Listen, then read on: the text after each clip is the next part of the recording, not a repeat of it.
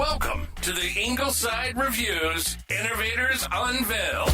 We're thrilled to take you on a monthly journey into the minds behind the most cutting-edge products hitting the market today. From the coolest gadgets lighting up your Instagram feeds to groundbreaking services revolutionizing our daily lives, we're here to spotlight the innovations and, more importantly, the innovators. So gear up for an energetic and informative ride as we delve deep into the stories, the challenges, and the triumphs of the creative geniuses shaping our future. This is Ingleside Reviews Innovators Unveiled.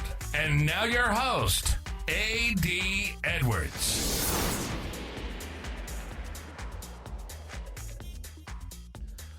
Well, if you've ever wondered how to transform a brand from a forgettable to an unforgettable brand, today's guest has the blueprint.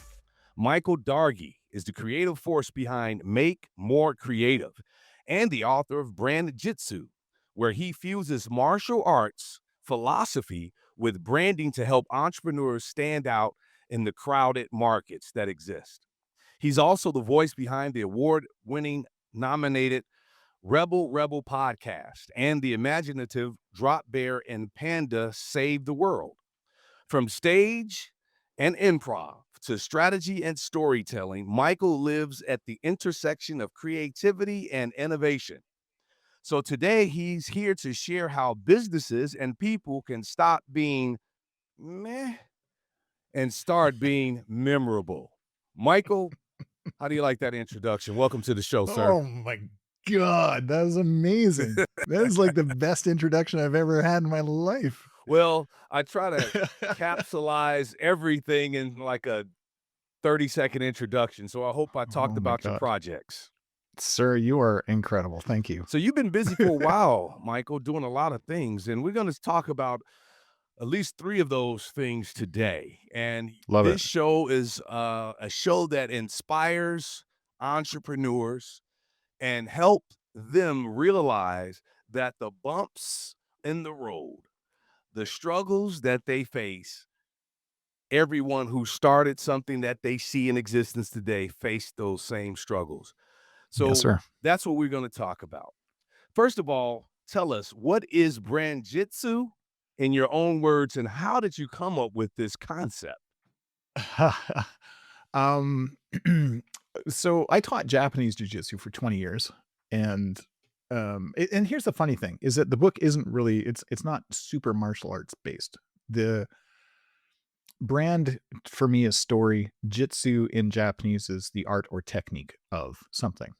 So literally translated, Brand Jitsu is the technique of telling a story. Interesting. Japanese jiu-jitsu is, it's very immediate. It's not Brazilian jiu-jitsu that you see in the TV and UFC and stuff like that. It is a how to stop an attack and prevent further attack as quickly as humanly possible. We would teach military, police, security, the idea being that if you can't learn a technique in 3 minutes or less, it's going to be useless to you in combat. So Brand Jitsu is you shouldn't have to wait for 6 months staring at your navel on the top of a mountain, thinking about your brand. It is actually a immediately usable system that you can put into place to figure out how to find, shape, and share your story with the world. And that's what the book is about. Okay, so how does the martial arts philosophy of being ready translate into building a memorable brand?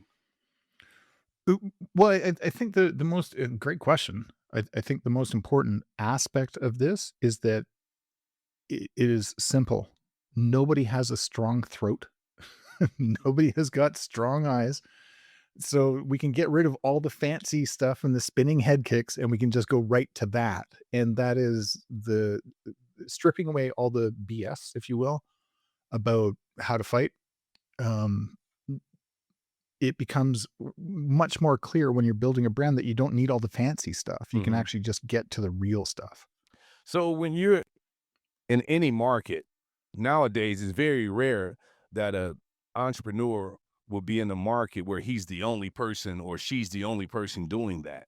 So you want to stand out. You want to have the consumer come to you rather than your competitor. So what's the biggest mistake that businesses make when trying to stand out, in your opinion? Well, I think that we can get caught into this trap of being of sameness. The simple fact is that if you're like real estate agent is a great example. Their bus ads all look the same. They're like it is like somebody looking like this with their thing, and so they just live in this world of sameness. The power lies in the difference. So, um, the probably one of the biggest takeaways I think from the book is honesty trumps everything. Okay. So if you're honest about why you're doing a thing, how you're doing it, how you're approaching it, people will see that it becomes approachable. It becomes like, oh my God, like this person, like it feels how I feel. Don't have to appease everybody. Like you're never going to be the right person for every person on the planet looking for a thing that you're selling. Right. But people And I think gravitate toward authenticity. absolutely. So can any brand become memorable? Or are some I think brands destined to be meh? I don't know. I think if you work at it, every brand can be memorable. Okay. Like you have to trust the process, and you have to trust the idea that your authenticity it matters. I think that sometimes people don't believe that because it's not a quick win. Yes. When it comes to Brand Jitsu, and if you were to condense it into one universal principle, what would that principle be? Um, find, shape, and share your story so everyone gets it. Find, shape, and share your story so everyone gets it. I like that. They might not love it, but they're going to get it. But they'll understand what you're doing. Yeah. Exactly. Exactly. Yeah.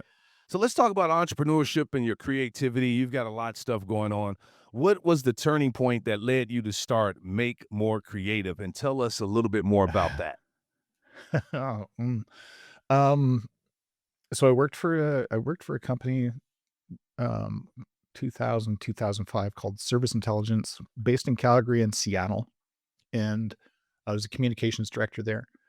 We worked with, some of the biggest brands on the planet, um, like Starbucks, Home Depot, Uh-huh. and we were doing customer experience management. And what I noticed, and I loved it. I love that I still talk to those people today. Like this is, how long ago? 20 years ago, and we still talk. Um, it- the what I how do I explain this?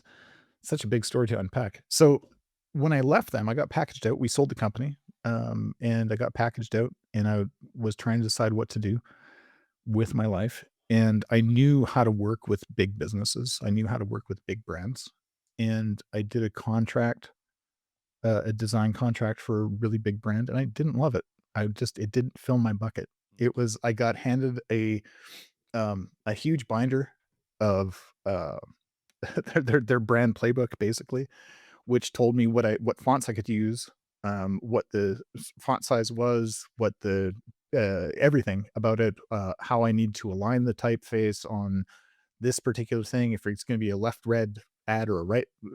It was paint by numbers, Okay. and I got paid really well for it, but I hated doing it.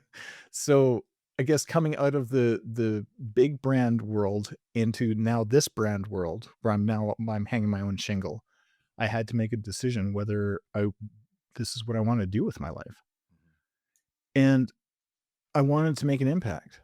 So taught at Mount Royal University. Back then it was Mount Royal College. I taught in the communications faculty for a year. And I was just trying to understand the world I was in now. I wanted to give back. I wanted to give, and I wanted to, I don't know, steady myself. When I came out of that year, I realized I want to help the little guys show up like the big guys, because I know McDonald's. I know Home Depot. I know Starbucks. I know Volvo.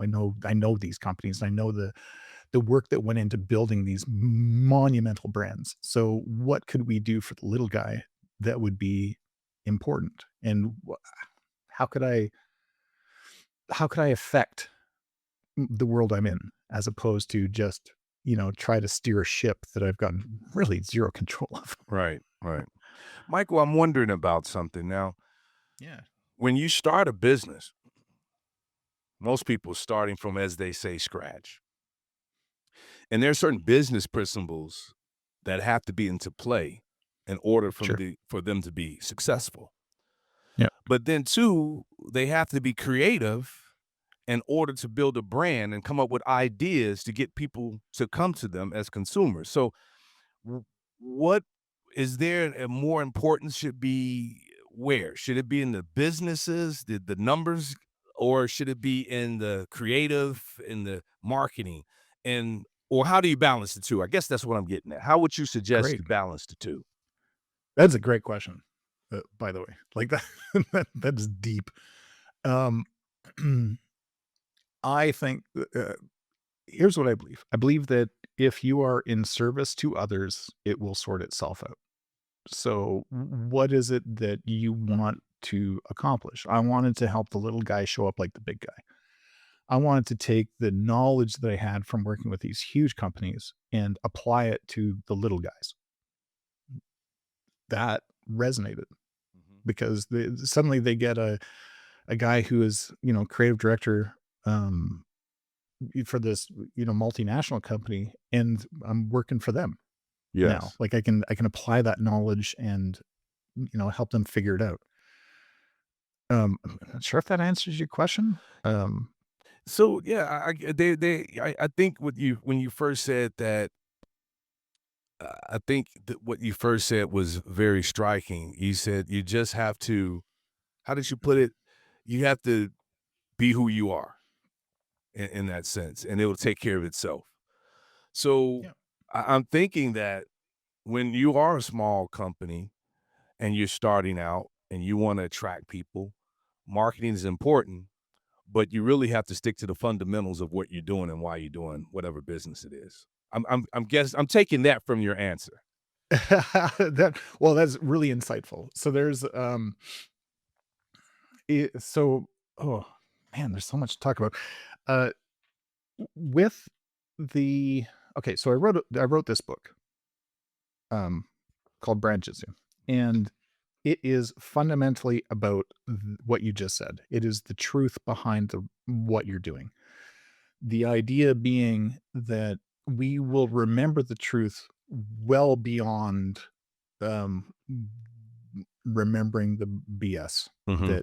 that some companies spin, right? Like, Yes. so long as you're true to yourself, the reason why you're doing a thing, it will resonate with people. It's not going to be perfect for everybody, but it's going to be perfect for the companies you're trying to, or the people that you're trying to connect with. Water finds its own level. So Yes, sir. your demographic will find you. What advice would you give entrepreneurs who feel stuck in the noise of competition? D it's not it's not real. That's your own stuff that's happening up there. So it will sort itself out. Like, and I don't mean that in a blasé way that you just don't pay attention to it. I think that Okay. you need to 100% own your stuff.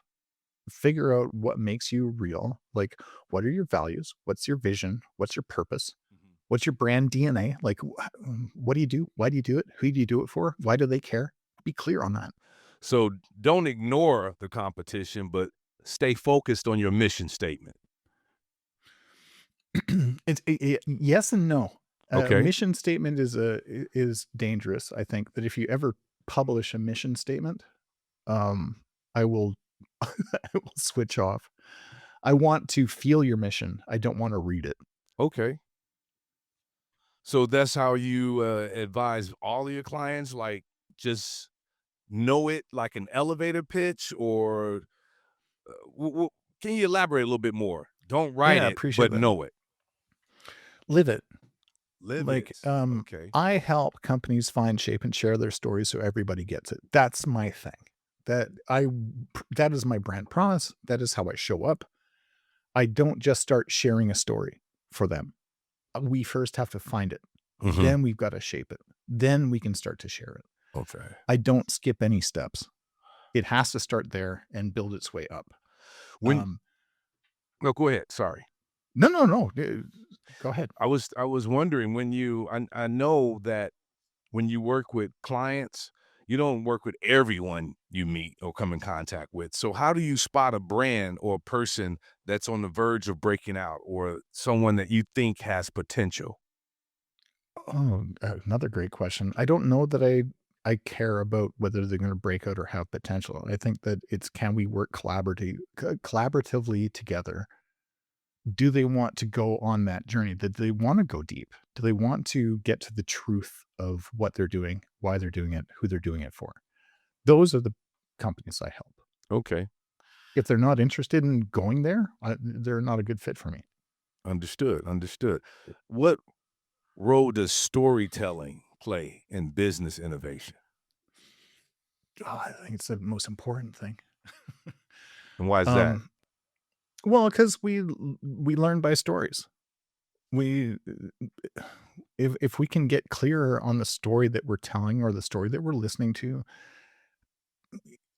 it will allow us to either put ourselves into that story, like, so we can read ourselves into the story, we can Okay. become the hero of that story, or we can learn from that story by what happened to the hero or the, whoever. I think storytelling is like it's a superpower that everybody maybe, I don't want to say ignores, but like it is a superpower that touches the very soul of the people that interact with it, I right? know sometimes when I'm watching television and some commercials will come on, and let's say an insurance company, they'll tell a story about how they've helped someone, whether it's in a storm or help someone who needed health care.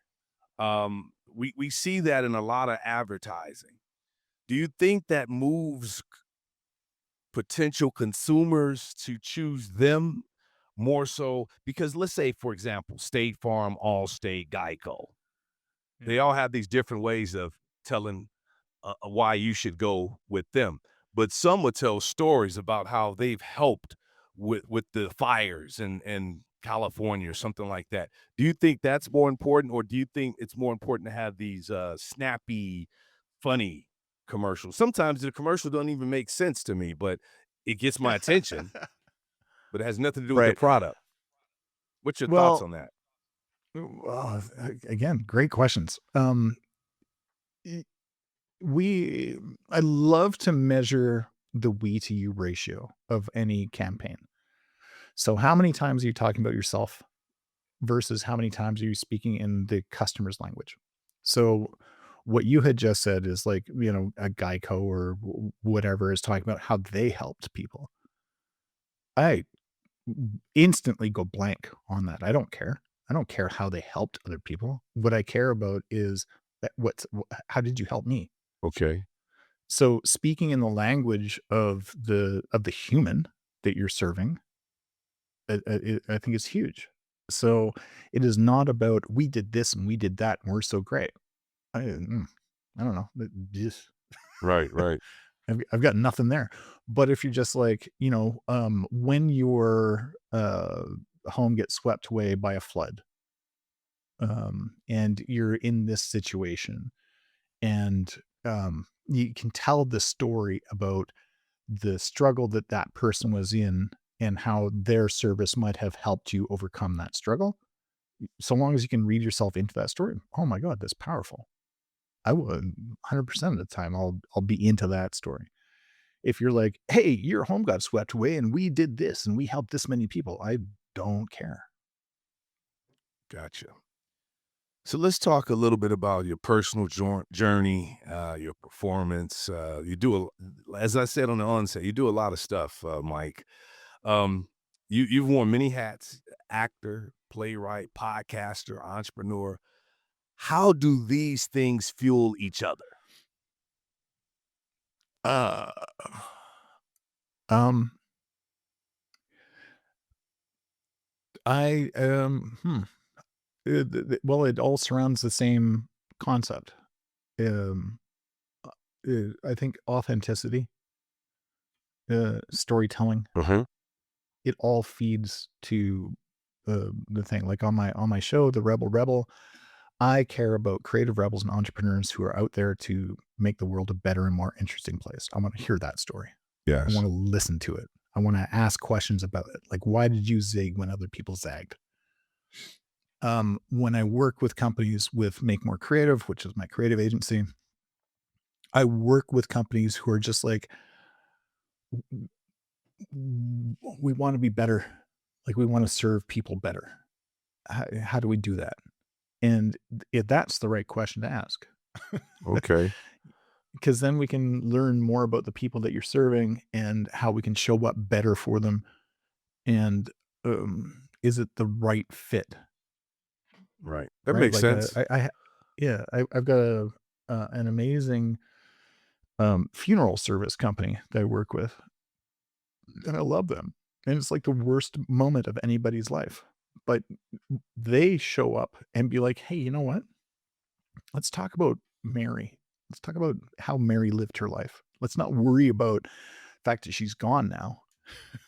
Let's instead understand how she lived it to the best of her ability. We want to inspire people to be that way." Those are stories worth telling. Yes. Yes. That touches people. Yeah. Do you think that your background in theater improv shaped in any way your approach to business? Mm, yeah, success and to my detriment, probably. You have to elaborate on that now. Yeah. Well, I think that the amazing part, and this has been said over and over and over again with improv theater, it is yes and. We've all heard that. You just yes and what happens next. Mhm. So it's yes and what happens next. And in improv, you have to think on the fly. Have there been any situations that happen unexpected in business that you had to think on the fly, or you've come up with a concept that was very helpful for either your business or the other businesses that you help? Oh, I think like every day. And this is like, or to your earlier point, like how has improv shaped my business life? It is we need to move the story forward. You can't get, you can't get stuck in a moment of indecision. Um, Winston Churchill once said, "When going through hell, keep going." And I think that's really cool. Um, yes, and again, it's kind of cliche, but it does allow you to be like, okay, so yes, this is what's happening, and what happens next, and we will move through that. I experience this on a daily basis in business. I've never had a normal day that I get to check a box. Everything changes. That's how life works. Yep.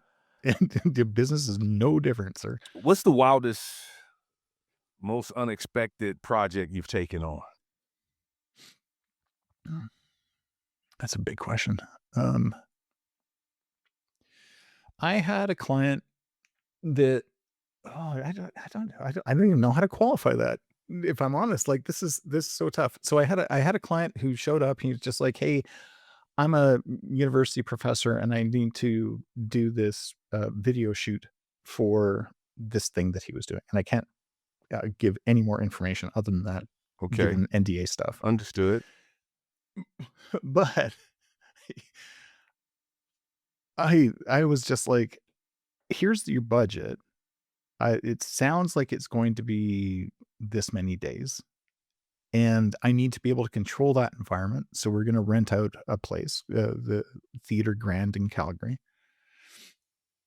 How do I work backwards from I need to give this guy the best product ever, right? Mhm. And he needs to show up and read a script every day for however many days, and we need to have teleprompters, and we need to have this, and we need to have that, and we need to control the environment. I need to have the right film people.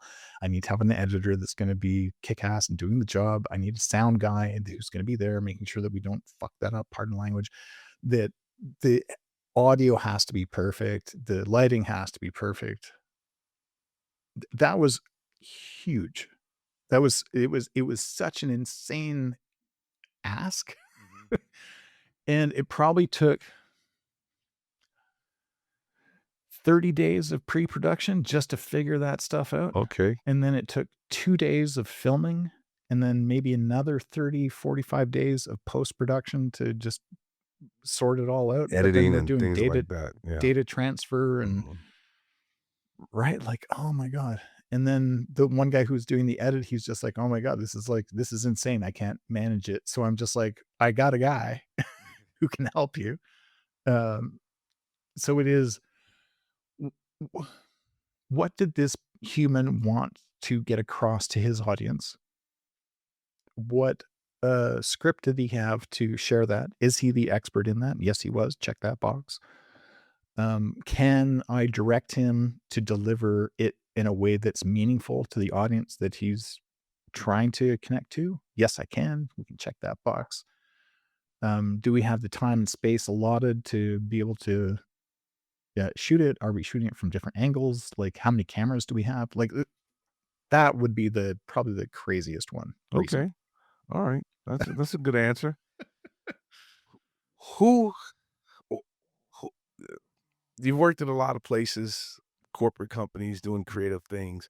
Who's been the biggest creative influence on you? Biggest creative influence.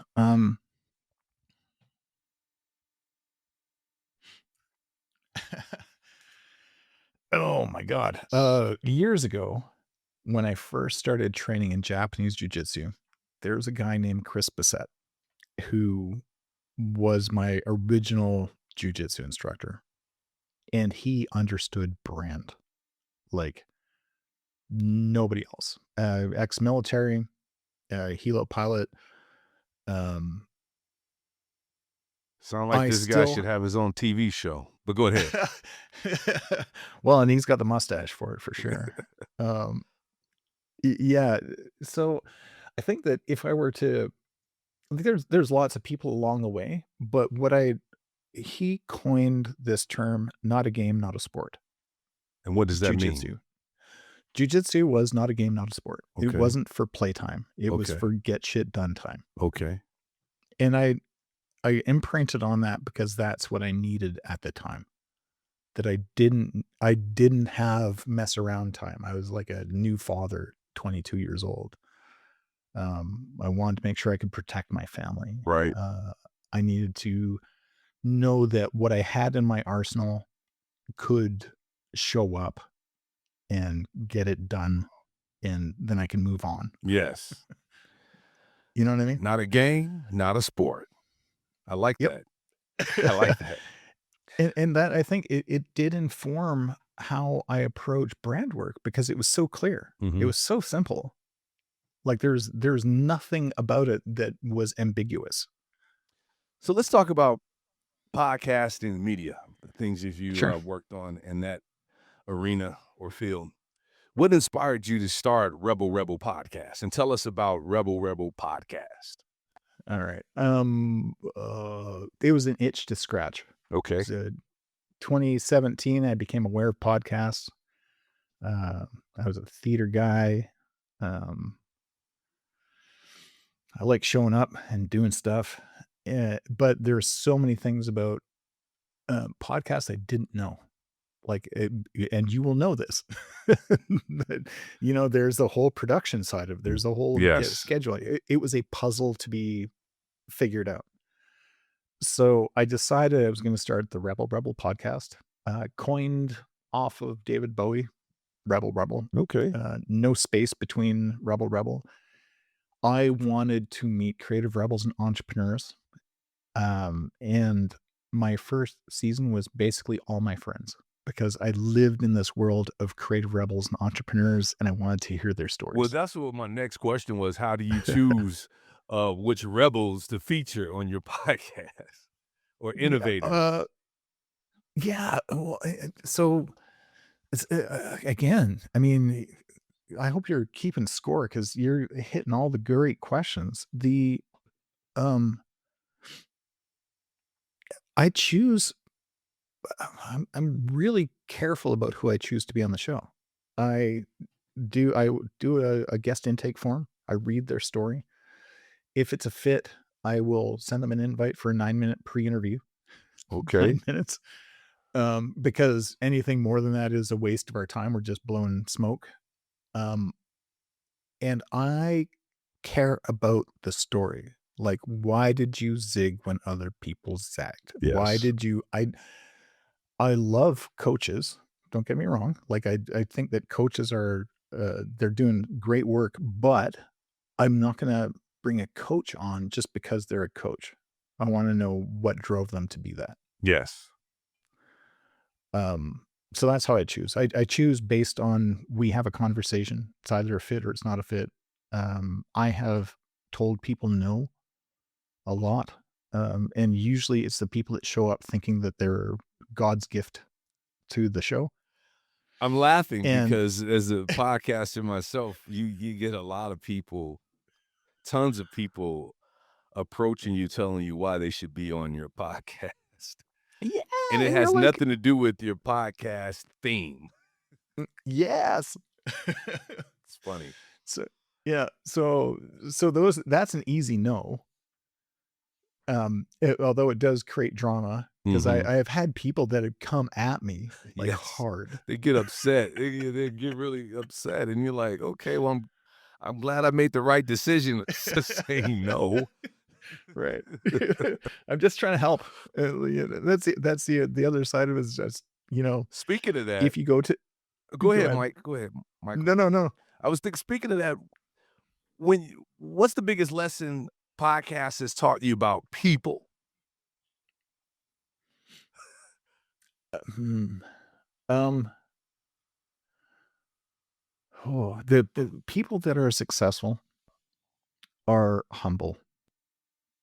Okay. They're servants. That's what I've learned is that I don't care if you're Joe Foster, the founder of Reebok. He was doing it for a reason. He was a servant. Alec Gillis, who designed Predator, like, like that's such a weird thing, but Yeah. doing it for a reason. Tony Yes. DeRosier, who invented beeswax food wrap, a new category in the market that didn't exist before, was doing it for a reason. Everybody I've had the privilege of talking to on my show, everyone, 201, we're coming up on 200 episodes, has a purpose and a reason and a love for what they do. Mm-hmm. And that's important. Very It's important. huge. Between Rebel and Drop Bear and Panda, which projects push you more creatively? Well, I mean, we're doing Drop Bear and Panda Save Canada now. Okay. So Tell our Drop Bear- audience about Drop Bear in Canada. Tell us yeah, about so that. Drop Bear and Panda Save the World was a show that my girlfriend and I did. She's Panda, I'm Drop Bear. And we ended it around the 90th episode. We just got awarded top 10 comedy podcasts alongside Amy Schumer and Kevin Bacon, which was super dope. Super huge. Yeah, and what we decided, well, it was a big lift. Like doing that show, it hurt. Like there was a lot that went into it to make it happen. And what we loved about it is that we were taking the world and being like, what's happening in the world this week? How can we help? And we would find the people that were helping, and then we would shine a light on them. We'd send them socks from Friday Sock Company and be like, hey, thanks for helping the world. You made the world a better place this week. That counts. Right? But it's like, I love it so much because they don't expect it. They're just doing their stuff, right? Then suddenly they get socks. That's awesome. That's Like, awesome. what? You feel noticed. Yeah, Yeah. because people need to be noticed. Yes. Like they do. You're doing good stuff. I hope somebody's like paying attention. Drop Bear and Panda Save Canada, we basically brought it back given what's happening in the world right now. We want to shine some light on Canada. We're Canadians. We love Canada. Like, and there's some cool shit about Canada that people don't know. Poutine. Yes. I know a little bit. I know a little something, Michael. I know a little something, man. Oh man, squeaky cheese. Squeaky cheese. Oh my God. You've Yeah, been like podcasting since 2017. What are some changes you've seen in the podcast industry? What do you see podcasting evolving in the next 5 years? well, I think I don't know that it evolves. I think that there's stories to be told. Okay. I think that you can there's some huge podcasts out there that people dial into and they love it. There's like the single person doing the research, telling the story podcast. There's an interview podcast like what we're doing right here. I don't know that changes. I think that sharing human stories is really important, especially in the light of AI stuff that's happening right now, which also I love. I'm not poo-pooing it. I'm not going to yuck anybody's yum about Yeah. AI stuff, but this matters, Yes. right? Having a conversation with you, sir. I think I see podcast also having a platform on streaming as well. I think some of them are so popular that if I was sitting at home, sitting on the couch, I would put it on the television on the Roku and watch it. If I'm not going to sit at the computer and watch it, you know what I mean? Yeah, totally. So podcast, and it's very interesting. It's pretty one. I would say it's the one of the newest forms of media, and it's very popular. So I wish I would have been knowledgeable about it in 2017 like you were, because I would be so much more skilled at doing it. You've done over 200 episodes. I'm sure you went through a lot of growing pains and changes and adjustments. Tell me a little bit about that. Well, first off, I want to say you kick ass. You're a great interviewer. Oh, thanks. And I'll my pay God. you. I'll send you a check later. Thanks, Michael. Yeah, no, legit though. Like it's like you're a natural at this. So keep that shit up.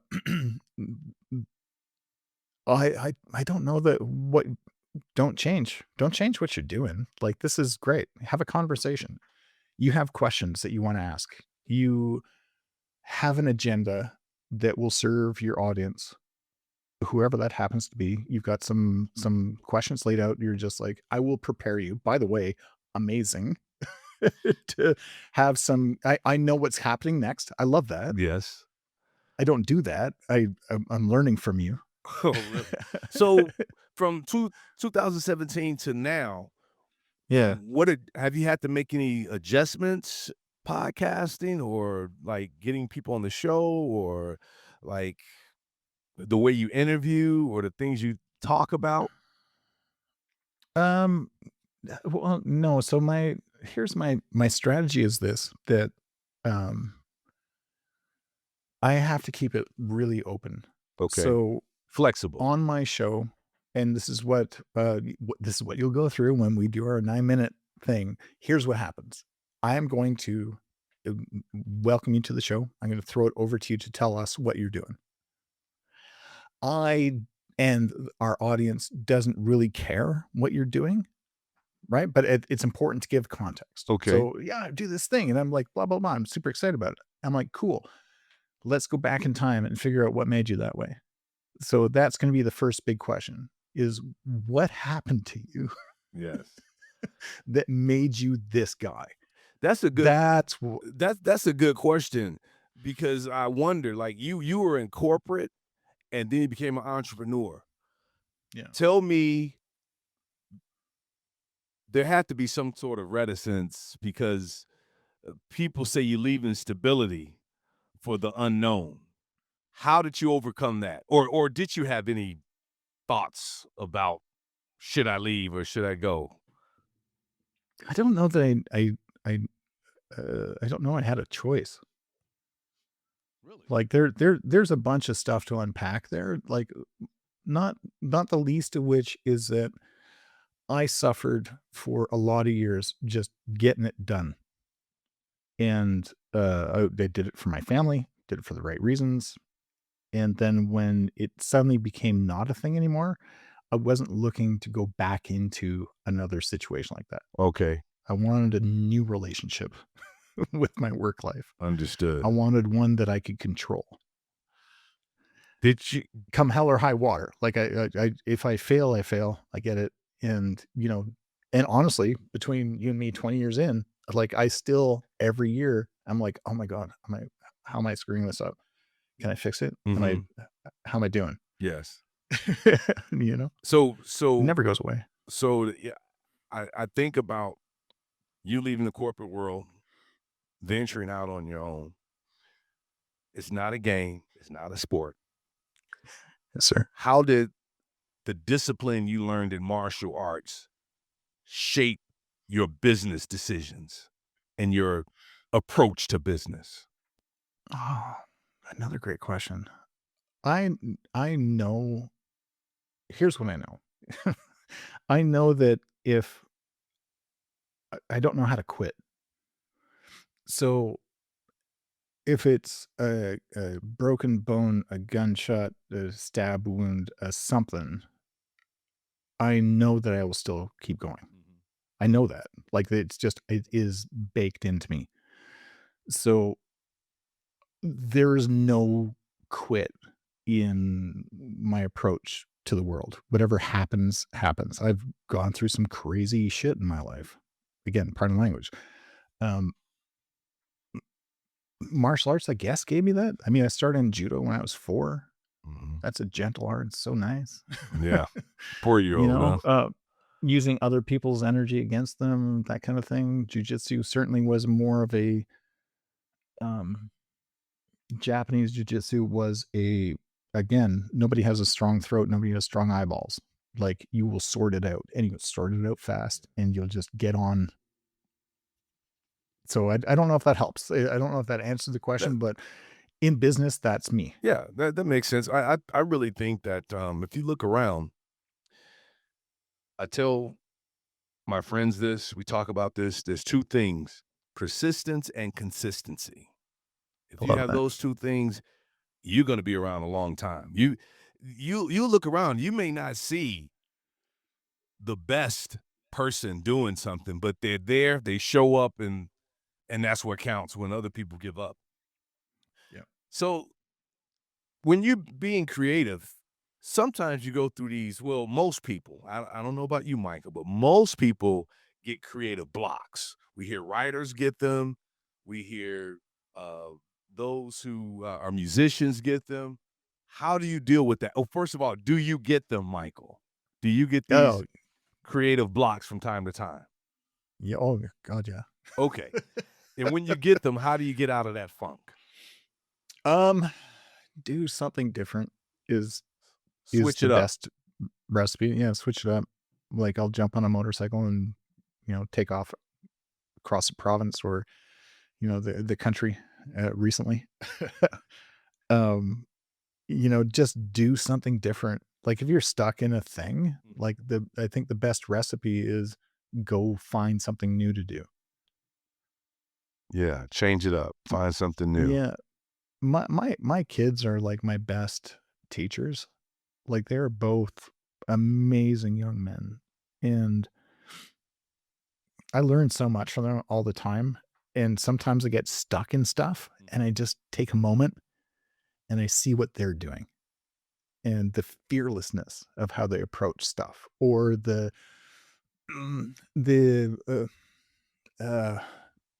this idea that they can be vulnerable. like we live sometimes in this world where, social media, we see, how people are like, oh, we're fearless and blah, blah, blah. But sometimes being vulnerable is like insane, right? Right. That's a superpower. That is. And that goes with that authenticity we talked about earlier. Yeah. When you look back, what's one risk you're glad you took, even though it scared you before you took it? Oh, man. Oh, like real talk? Yes. Real talk. Authenticity. Divorce. Really? Yeah. That's interesting. I was thinking more on business lines, but you know what? Your marriage does affect your business. It does. And I'm not slagging or like being a jerk about it. I'm just like, that was the biggest and scariest and best decision I made for all of us. Yeah. Yeah. Okay. Sometimes you just gotta, be like, you know what? It's not good for you, not good for me, not good for them, not good for this. Right. Like we need to sort that shit out. So, and that's a big one. Okay. I wasn't expecting an answer, Michael, but I wasn't expecting it, but I respect it. Yes. Yeah, definitely. I appreciate that. What impact do you hope your work with Brand Jitsu, and you have to show the book again too, so that the viewers can see that. There it is. What impact do you think that your work, or you hope that your work with Brand Jitsu, your podcast, your creative project, leaves on the next generation of innovators, especially Rebel, because I'm really interested in that. Truth matters. Okay. That's got to be the takeaway. It's like the first chapter in the book is about my friend Jen, who did that puppet show. We remember the truth and we feel the truth. Right. And authenticity, I think that's sometimes a word that we just throw around, but authenticity really is the truth of the situation that you're in, and people notice it. And if you're being authentic, if you're showing up fully formed or even broken, I shouldn't even say fully formed. I show up broken a lot. Like I'm just trying to be the guy. I'm just trying to show up. And here's a thing that I wrote because it is what has worked for all the companies I've worked with over the last 20 years. It's a good thing. Yes. You don't have to be perfect. You like, just in have fact, to be, that's the trap. You don't have to be perfect. You just have to be truthful. Yeah. Just show up. That's once you think about that, even the public, when celebrities get into certain situations, the public respect it more when the celebrity just own up to what they did, because everyone's human. It's the thing. So I can see how that works in business too. Michael, I appreciate having you on the show. We look forward to seeing more things from you in the future. Appreciate you. And I just want to thank you for coming on. So that was Michael Dargie showing us how creativity and discipline can transform not just brands, but entire careers.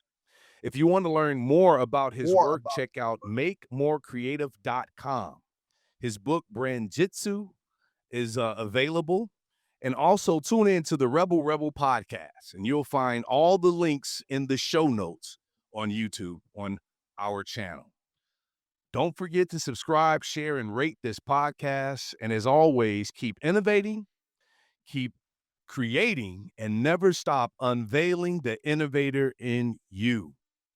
Until next time, I'm your host, A.D. Edwards, signing off. You've been listening to Ingleside Reviews, Innovators Unveiled. Our passion is to take you on a journey into the minds behind the most cutting-edge products hitting the market today. It's an honor to have on the show the creative geniuses shaping our future. We hope you've enjoyed the show. If you did, make sure to like, rate, and review. Hit our website at inglesidereviews.com. on Instagram, YouTube, and TikTok at Ingleside Reviews, and on Twitter at Ingleside Review. See you next time.